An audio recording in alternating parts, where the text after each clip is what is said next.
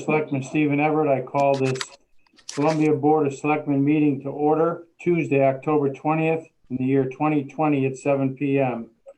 Our first call to order is the rules for conducting the virtual meeting. This is a web-based call, so we are operating under the following procedures. This session is being both video and audio recorded.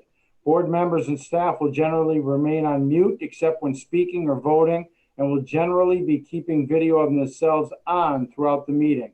If a member of the public creates any audio or video disruption, they may be manually ejected from the meeting upon recommendation of the staff or the first selectman. For public input before the meeting, we will check the email in the public input at columbia.ct.org. They're supposed to be there 24 hours before the meeting. For public input during the meeting, your comments can be submitted through the chat feature in Zoom meeting, or wave your hand and request the mic to be unmuted during the audience of citizens portion, or unless called upon as a subject matter expert.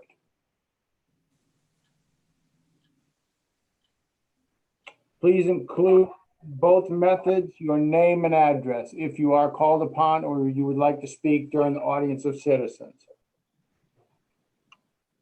So I would like to take a moment of silence so you can reflect on the weeks past and whatever's happening that you'd like to reflect on.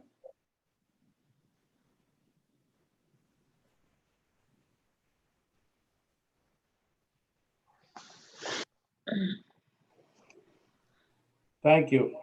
I'd like an approval of the agenda. I make a motion we approve the agenda as written. Any discussion?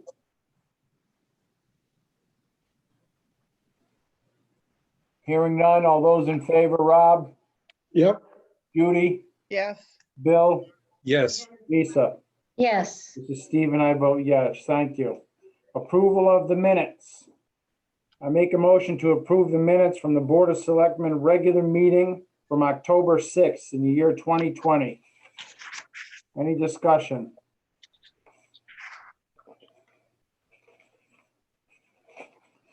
All those in favor, Rob? Yes. Lisa? Yes. Judy? Yes. Bill? Yes. Steve and I vote yes. Thank you. Audience of citizens.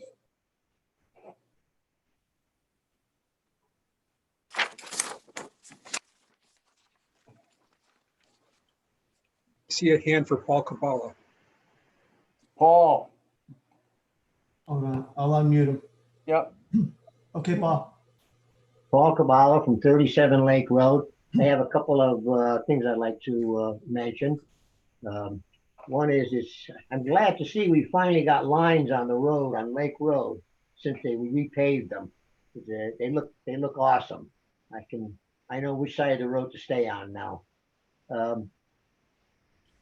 I noticed that in the dump there seems to be political signs inside the gate in the dump. I thought that was not allowed, and if it is, I hope the pass say something to not allow signs inside the gate in the dump.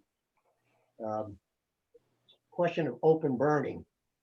Usually every year I get a permit for open burning, and because I burn all the brush, and usually I wait till the weather conditions are good so I can burn safely. I noticed though through the town, there seems to be a lot of burning going on. I talked to the fire marshal, and is there any way of reporting this to the fire marshal, or who you report it to, or who I would question?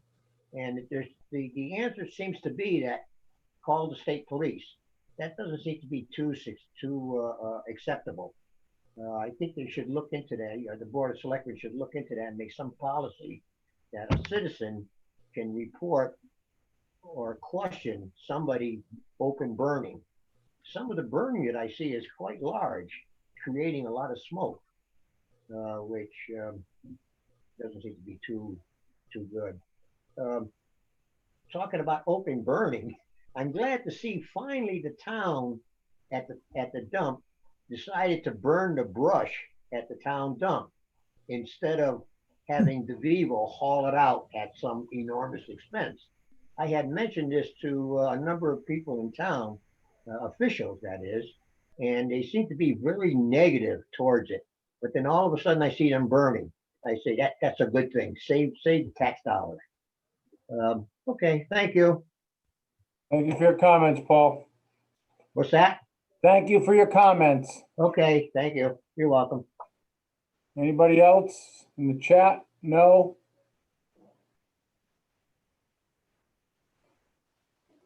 No, all set. No, nobody in the chat. Nothing on the input that came in, right, Mark? No. Right. There was nothing in public input 24 hours ago. Thank you. All right, now, old business. Approval of the job description for the community social services worker. So I guess all the changes that had been requested are made in the updated file, is that correct? Yes, Wonderful. I make a motion to approve the job description for the community social services coordinator as presented. I have one little typo. Sorry. oh, yeah. That's all right. Where? The last bullet says, take an additional community involvement projects and solve problems. Not sure. I think "and" just needs to come out of it, "and." Take on, maybe. Oh, yes, take on. Take on, not and, take on. Right. Like I said, one little typo. Oh, Okay, That's easy to fix. Absolutely. After all that work, it might as well be right. any other discussion? So I'm going to amend my motion. I move to approve the job description for the community social services coordinator with the typo corrected for take on additional community involvement projects and solve problems. All those in favor? Judy, Yes. Lisa, Yes. Bill, Yes. Bob, Yes. Stephen, I vote yes. Thank you. Good. We need to update the workplace and vacation travel policies and procedures during the corona pandemic. If this is an ongoing thing, I watched the governor tonight. He's not switching stuff at the state level or at the travel, but it's always a fluid type of thing. If other areas throughout the states get to a 10% level, they'll be added and taken off. So Mark put together a new set to go along with this week anyway, or until it changes. So I move to approve the updates to the workplace and vacation travel policies and procedures during the coronavirus pandemic as presented.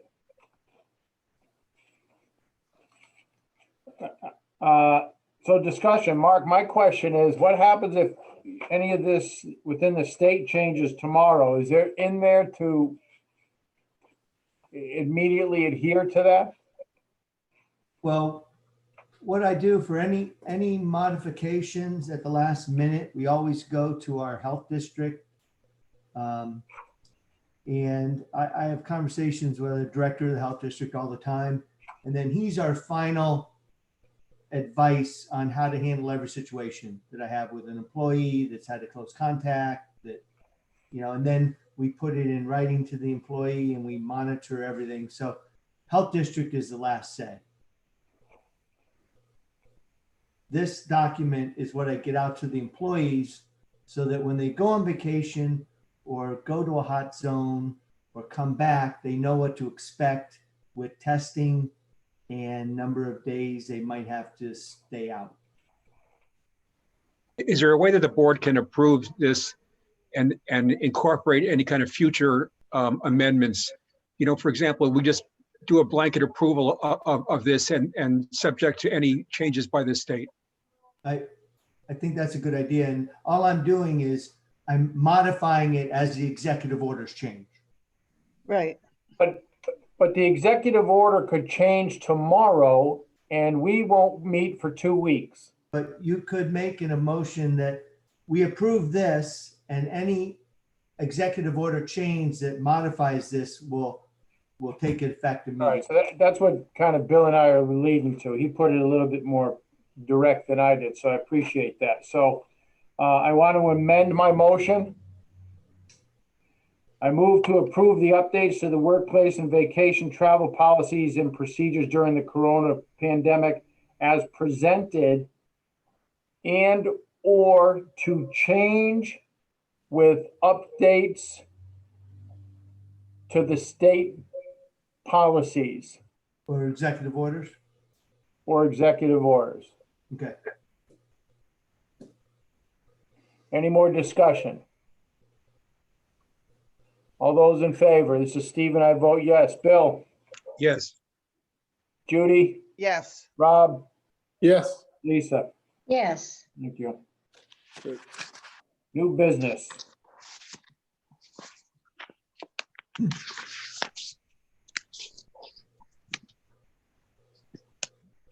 All right. There's a recommendation to name the Overlander purchase the Mint Brook Preserve and the Ellis purchase to be named the Brand Woods. This is all part of the 1,000-acre plan, correct? Brand Woods is actually the rec park addition to rec park. All right, I know that, yep.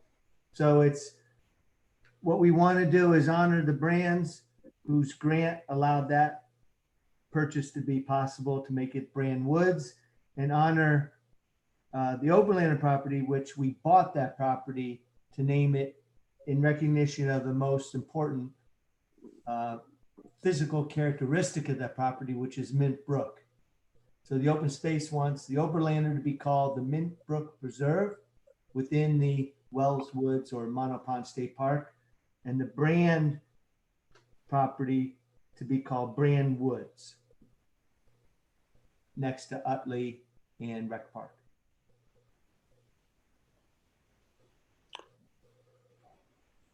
Okay. I'll make the motion and then we can discuss it. I move to approve the naming of the Mint Brook Preserve. No. I move to approve the Overlander purchased property to be renamed the Mint Brook Preserve. And the naming of the Ellis property, which is now purchased by the town, to be called Brand Woods.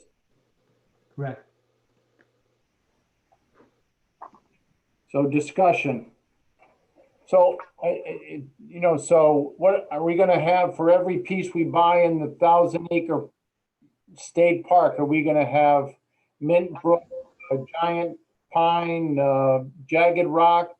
Well, I think the difference is Overlander, at the moment, it's called Overlander because that's the Yep, previous owner, is owned by the town. I think eventually a discussion will happen of whether we have the state buy that from us and roll it into the entire Monopond State Park. But at the moment, that little center section is owned by us. With everything around us is Monopond State Park. So that'll be a future discussion. We just want to refer to it as Mint Brook Preserve instead of Overlander, because the Overlanders did not donate it to the town. They sold it to the town. Okay. Any other discussion? I personally like the idea. Yeah. I'm tired of calling it Oberlander. Be nice to have a name that fits the property. I And know particularly the Brand Woods is more critical, actually. They donated the land and we should be calling it that. I have no problem with that one, but there's houses on the lake. They still call it so-and-so's house from 6 generations ago, although it's changed hands all that time. But hey, do you remember that house? The so-and-so's house. So, okay, Yeah. I'm good. I actually like it. I Right. think it's great. And then All those in favor? people on open space decided, and that's a good idea. All those in favor, Judy, Yes. Rob, Yep. Lisa, Yes. Bill, Yes. this is Steve, and I vote yes. Thank you. Okay, so the next on there is 7.2, discussion of liaison with Katie Wilt, the Community Social Service Coordinator. I think it's important that the board has someone who can meet regularly or talk with Katie to make sure that she is getting the necessary support, funding, services, whatever she needs to do the job that we hired her for, and to be able to talk with somebody who can report back to the board and also help her and assist her in different aspects of the job with a liaison to the board. That's basically what I'm getting out of that, Mark. What else? Also to act as a sounding board for helping to come up with a game plan for long-term, what we want to accomplish from social services, and also help advising for where to go for resources and referrals.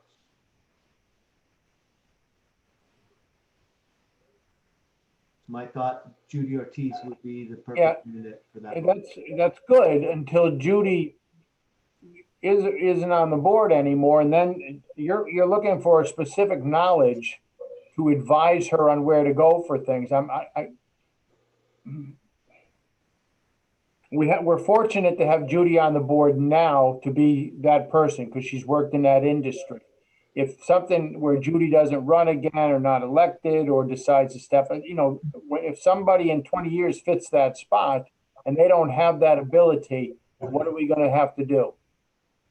Well, So I would imagine we'd modify at that point. Yeah, well, that would be down the road, I would think. We just got to get Katie up and running right now. well, she should be able to get up and running. I understand that. And I'm working with her as well. I've introduced her to AHM and all the players there. And We don't have anything written down for this liaison. She's just whatever we can do to make it work, right? right. Fine. So you want to nominate Judy Ortiz? I have been working with Judy, and if you want to make that official, I think it'd be a good idea so the whole board knows how we're trying to onboard the social service. Excellent. So let me ask the people on the board, is there anybody who would like to volunteer for this position? I mean, I don't mind. I enjoy doing this kind of thing. Excellent. That's a good way to volunteer. So I too, I would recommend that we appoint Judy. So I nominate Judy Ortiz as the liaison to the board and the Community Social Services Coordinator. Any more discussion? All those in favor, this is Steve and I vote yes. Judy? Yes. Excellent. Bill? Yes. Rob? Yes. Lisa? Yes. Thank you, Judy. Thank you. Yeah.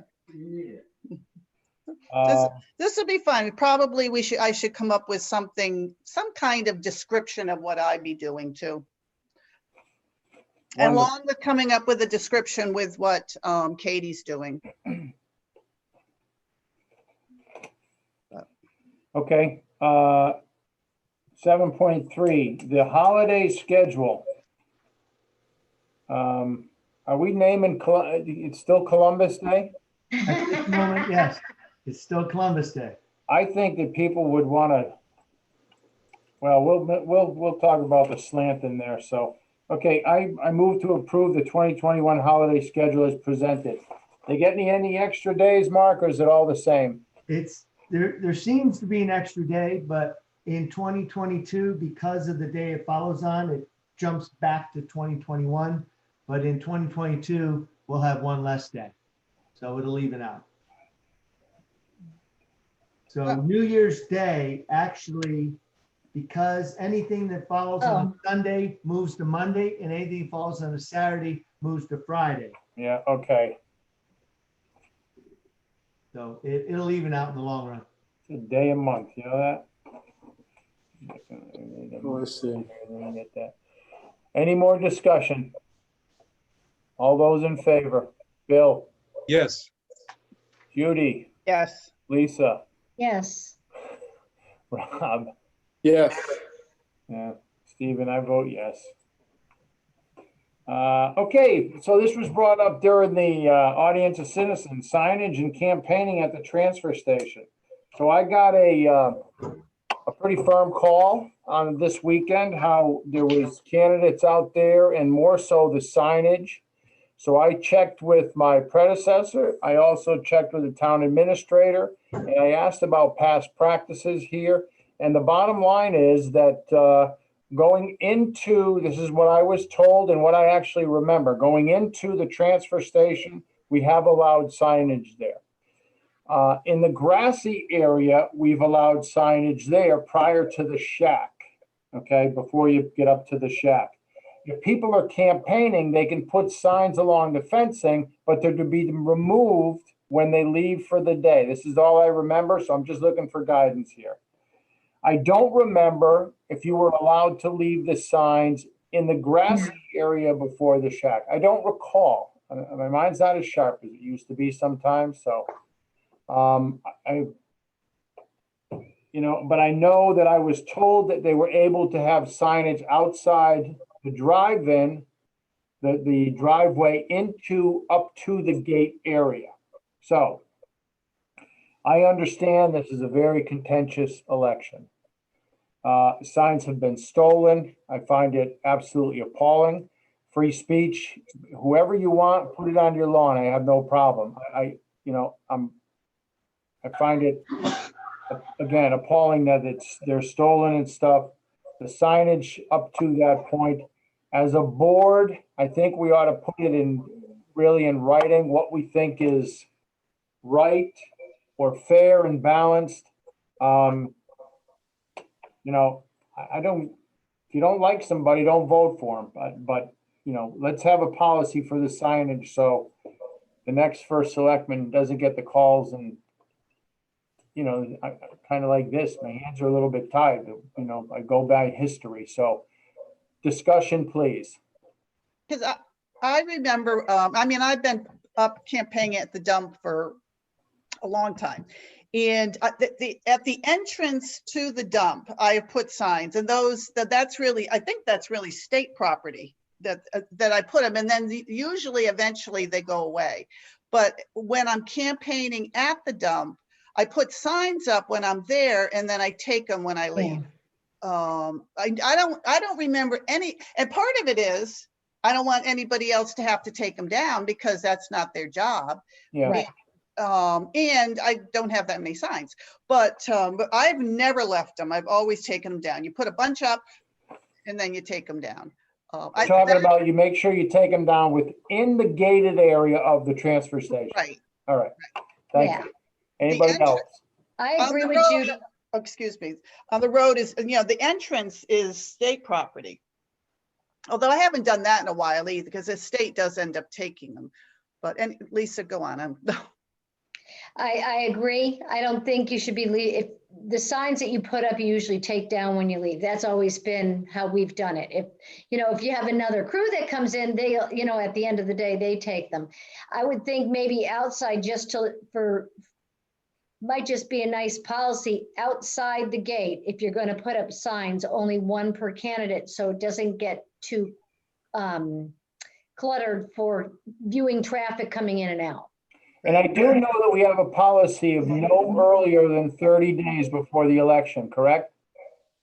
We're not supposed to have, if I recall, there's no signs on town property until 24 hours before. That's 24 hours. We're not allowed to put anything on town property until 24 hours before an election. That's the town property, but yeah. And then on your own property, out at the end of the road, it was supposed to be 30 days. Yeah. See, I didn't know that even on your own proproperty that there was any. I believe it was. I could be wrong. Yeah, I could be wrong. I never heard that before, but the 24 hours is at the polls. I mean, we can put as many signs up at the polls, distance from the polls as we want, but it could have to be 24 hours, right? But even the green, you can't put it on the corner. You have only 24 hours. Right. The green was a special vote that the board made probably about 6 or 7 years ago. Something like that. to allow it for, the 24-hour period beforehand. Okay. Right, for the election, during the election. But Or I'm the not sure about the rest of town property, that it Oh, was I'm extended pretty that far. sure we don't allow it like on, what is that? The hill, the top of the hill on 66, that little hilltop. We Yeah. don't, in that little triangle, we don't, they've always been taken down. The town takes them. It's Yeah. a state. That's the state. The town, That's a state well, they property. vanish. They always vanish. Yeah. So do we want to set so Bill, do you remember having a formal policy then? Yeah, we voted on it, I believe. Rob, is that your recollection too? Something like that. I can't remember the exact details, but something like that, yeah. All right, so Mark, if you'll look into, I guess you can, I don't know, do they do Nexus Lexus anymore? But you go back into and see if we have a thing. But I'm kind to, listening to everybody, I'm inclined to agree. I'll jog in my memory. You take your signs that you bring to the transfer station at the end of the day, inside the gates, you take your signs and you go. None are left there. Outside, one per candidate. I think that's a good thing. You don't overload it. And then nothing until 24 hours prior to the election on the town property. And I'm under the impression that anything on the town green is with my approval and signature. Yeah, I didn't think we allowed it on the town green. We I don't allowed think it we did. everywhere but the town. I didn't, because that's kind of, The town green is kind of sacred land, so I've never seen a political sign on town. Oh, green. yeah, they go up for 24 hours and then they Yeah. come back down. Yeah, Okay. right, on election day. Absolutely. Election All day. right, so I didn't know that. Election day, all right.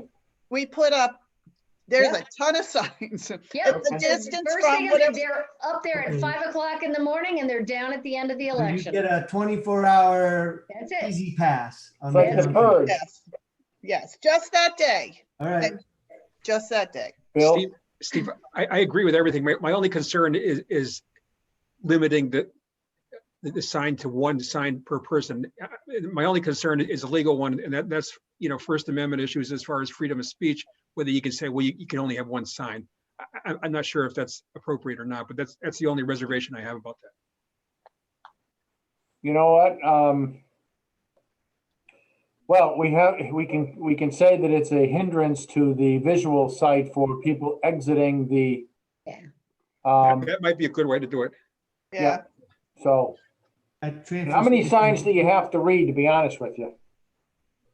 we just want to get this over with, get this election. I think everybody's mind is already made up, so. Yeah, I know, I'm not sure it's gonna make a lot of difference. Okay, all right. So we're good with this? Yes. Yep. So if we Sounds good. bring signs, when we're there, we put them up and take them down when we leave, Right. Yeah. Inside the gated area inside the gated and area. then Yep, one sign out. Great. Yep. for each candidate. Okay, Great. On to the Columbia Lake. Big time of year. Everybody wants to fix. So we have a couple of applications. William and Phyllis Dunn on 14 Newford Drive. I move to approve the application for William and Phyllis Dunn on 14 Newford Drive to repair and replace a portion of the existing stone seawall contingent upon the recommendation and conditions set forth by LMAC.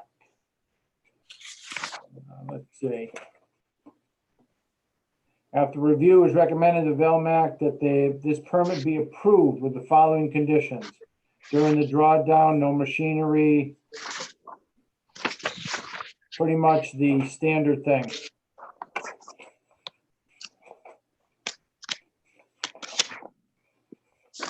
Yeah, it's a repair the seawall. So, any discussion?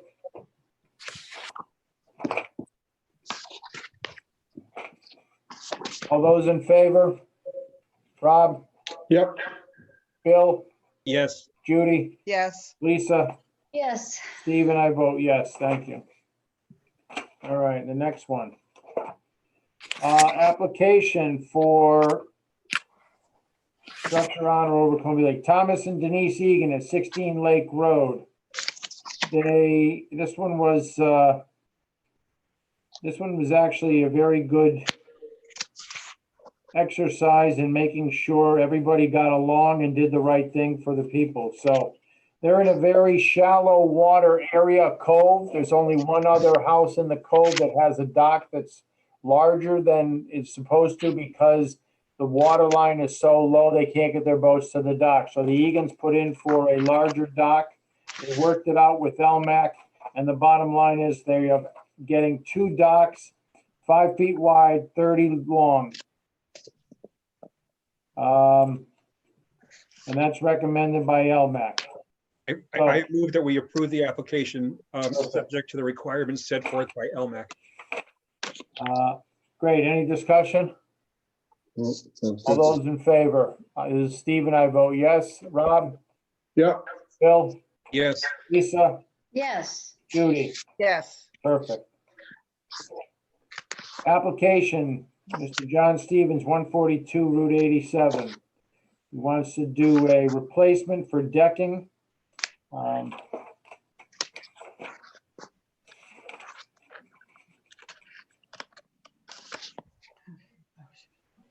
Proposed repair and replacement of the existing dock is acceptable by LMAC.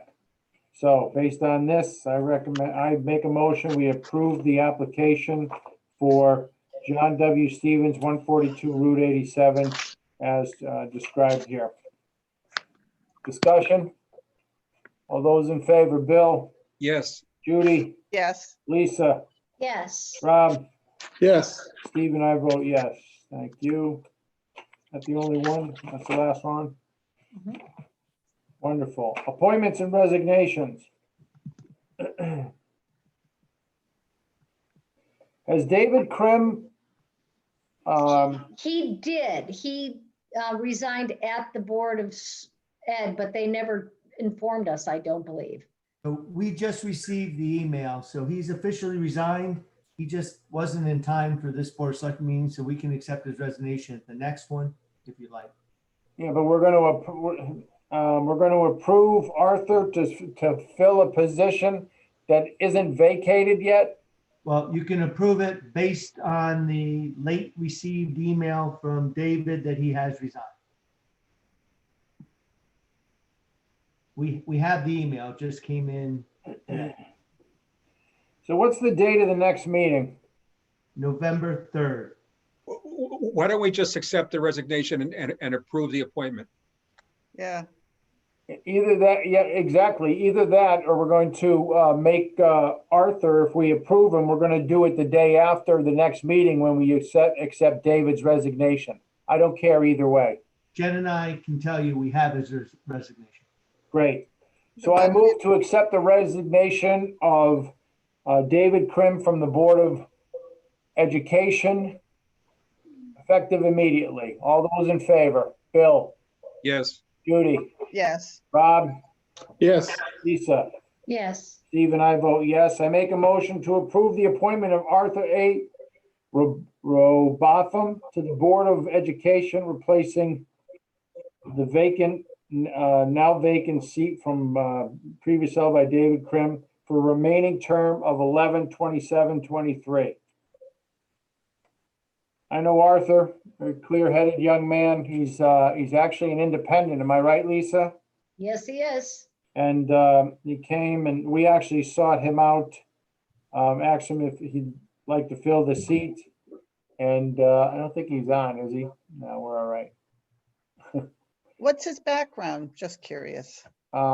He is the marketing director for like WILI or something. His family owns several radio stations. Okay, I know him in town. He's been vocal on a couple of things, so young family who will be going to the school soon. So any more discussion? no, All those in favor, Lisa, Yes, Judy, yes, Bill, yes, Rob, yes, Steve and I vote yes. Thank you. I move to approve the appointment of John L. Preston from an alternate to a full member of the Planning and Zoning Commission for the remaining term of the, for 11/28/22, filling the seat recently vacated by Ernest J. Starkel. Any discussion? All those in favor, Rob, Yep, Judy, Yes, Bill, Yes, Lisa, Yes, Steve and I vote yes. Thank you. Let's see, I make a motion to approve the appointment of David Holcroft to the Zoning Board of Assessment Appeals to fill the open seat recently vacated by the untimely passing of Jeff Vose for the remaining term of 11/27/23.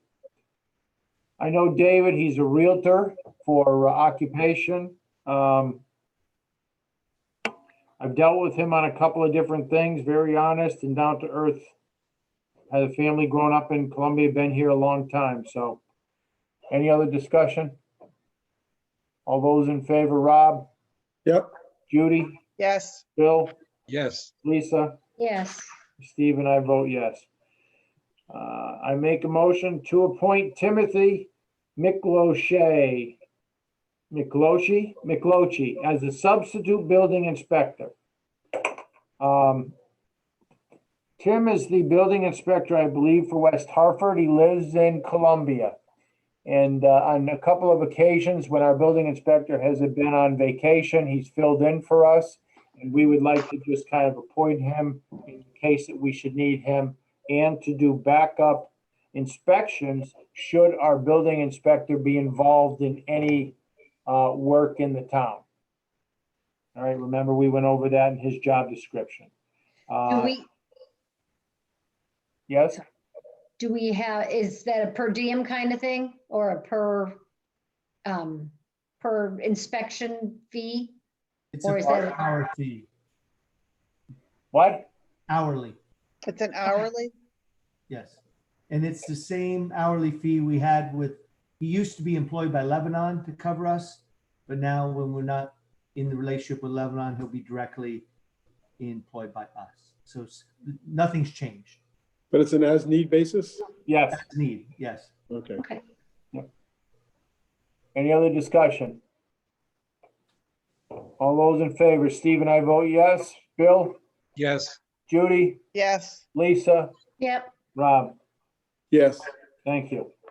Town administrators report. You're on mute. Still on mute. he's, in. there he is. All right, there we go. Back to COVID. They're rethinking now that things are spiking up, but Collin County still only has one hospitalization in Collin County, which is good. But they're starting a color-coded chart based on town as to where the hot zones are. And they're tracking it. The main thing that's changing in Executive Order 9G is that whenever a weekly report indicates a municipality has an experience in municipal cases averaging 15 or more cases, the chief executive, that's cases per, I think, 100,000, maybe I might be wrong on that, but the chief executive has and shall within 96 hours elevate case rate and post it to the Department of Public Health website to provide the Commissioner of Department of Economic Community Development with a notice of the municipality's election to either maintain phase 3 or basically back it up in certain items back to phase 2. So they want the chief elected official to take a more active role in rolling back COVID requirements based upon specific elevations of hotspots within towns. So I just want to make everybody aware of that. Good. okay. Next is the Columbia Lake Gatekeeper, which is now Beth Lunt, successfully opened the gate on October 15th, as per our ordinance. And it's now open to the full maximum 14 inches and the gate and the lake is drawing down. It ought to take about a couple hours, huh? I know. I know. Started down. And then 10.3, our tax collector wants us to know that there was a minor glitch in our software with the taxes. And the collection rates were modified slightly, and that the collection rate as of 2019, October 1st, grand list is 55.12. And when you refer back to 2018, it was 55.42. So just for the record, it was a slight modification, that's all. No real change to us. But it's interesting, the state is monitoring collection rates as of October 1st to October 1st, not October 1st to October 1st. So we don't know why they're going back to August 1st. But anyway, that's a whole nother discussion I don't want to get into right now. And good news, UConn's engineering department has come up with a new test for crumbling foundations. And head of civil and environmental engineering at UConn has a new method that's extremely reliable in detecting the presence of pyrethroid and can cost much less than the roughly $2,000 per test it costs right now. So they actually take a boring and do an analysis of your boring and base that on your whole foundation. So that's coming because we have run out of money in our whole testing program and foundation replacement program, but there is new money coming in that we're hopeful that it's about to hit. And that's all I have, Stephen. Okay, a couple of correspondence there. You know, some nice letters and stuff to some of the town employees.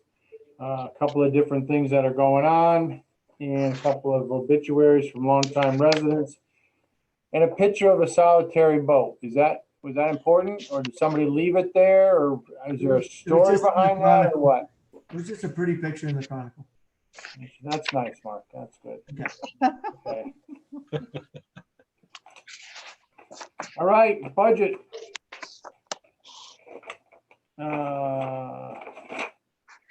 No transfers? I mean, wait. No transfers? No transfers, just refunds. Okay. Holy cow, let me look at these. All cars, huh? I make a motion that we approve the payment of $1,782.15 in overpaid taxes to refund to the respective payers. Any discussion? All those in favor? Judy? Yes. Bill? Yes. Lisa? Yes. Rob? Yes, Steve and I vote yes. Thank you. Bills. I make a motion we pay bills in the amount of $143,538, consisting of regular 2021 emergency, 2021 regular credit card paychecks. Let's look here.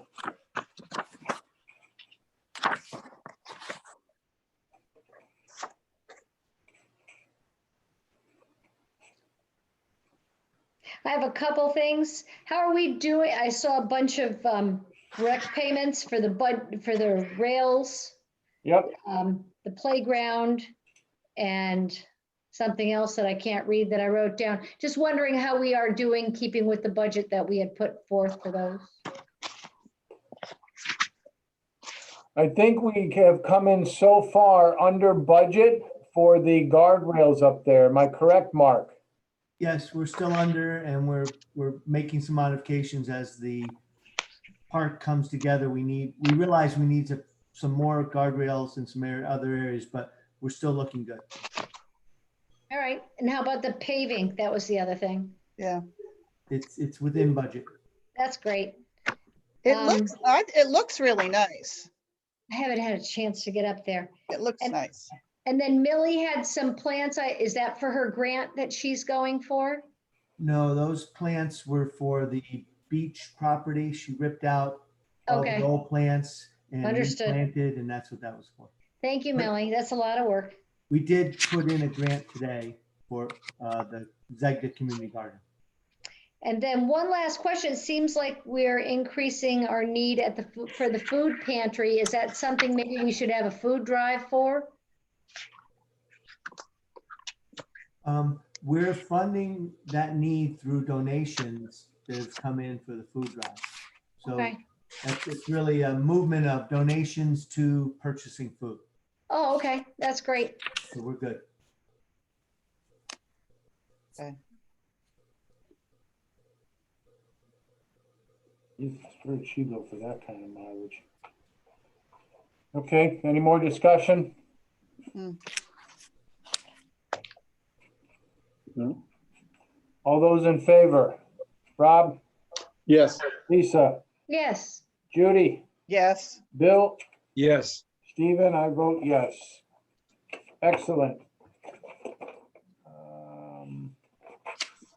That, and that. Okay, audience of citizens. Anybody would like to speak on anything that was not talked about or anything that was talked about tonight? From David and Carol Coley to everyone, thank you in the Zoom group chat. No, see nothing? Nobody, no hands? No, sir. Wonderful. Excellent. Okay, board member comments.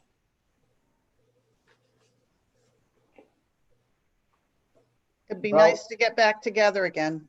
Yeah, I know. We are working on that. With my new added power as the public official, I can shut down things. That's what I need to be able to go out there and make that decision on businesses and stuff and gatherings, huh? My goodness. Lucky That's you. that book. Bob, stand by. I'm gonna have to delegate. I gotta be out of town for a while, so. I will tell you, Paul Kubala, he had a nice comment about the fires. I too was very concerned a couple times this year. When I was told about a fire during the drought periods, I'm not sure people understand to have charged hoses. First of all, they should be doing it with a permit. Second of all, they shouldn't be doing it within a drought time frame, and the fire marshal wouldn't give them a permit during a drought anyway. And the third thing is, if you're not having a fire with a charged hose, that's a garden hose with a nozzle on it that's already turned on, waiting to spray something down if it gets out of hand, you're looking for trouble. The other thing was the fireworks that I heard continuously throughout the summer in a drought time frame. That's a fire waiting to happen too. So I know I've talked to Trooper DeCarly on numerous occasions. I'm calling in fireworks and fires now, or I'll stop over there. I do not care. I don't need people's places burnt down. So thank you, Mr. Kubala, for bringing that up. Other than that, you guys are doing a great job. Thank you very much. And we do have to go into executive session. Any other board member comments? Great. So I make a motion. We suspend the regular meeting and go into executive session. And I invite Mark Walter to come on board with us and stop the recording when he does so. All right, and that's at 7:48. Yep. All those in favor, Rob, Yep. Judy, Yes. Bill, Yes. Lisa, Yes. Steve, and I vote yes. Let's go to executive session. Thank you, everybody. Night. Night. Good night. All right. Hey, Mark, do we want anybody like Ann Dunick for, we have any land thing? We do, but I can handle it. Great, thank you. You're All right. off, man. Okay, you're back to recording at 8:01. Stephen Everett voted to come out of executive session with no action taken and resume regular Board of Selectmen meeting. And to resume, I make a motion that we adjourn the meeting for tonight. All those in favor, Judy, Yes. Lisa, Yes. Bill, Yes. Rob, Yes. Stephen, yes. Mark, thank you very much. Everybody, take care, drive safely. Thank Good you. night. All right. Bye. Hmm.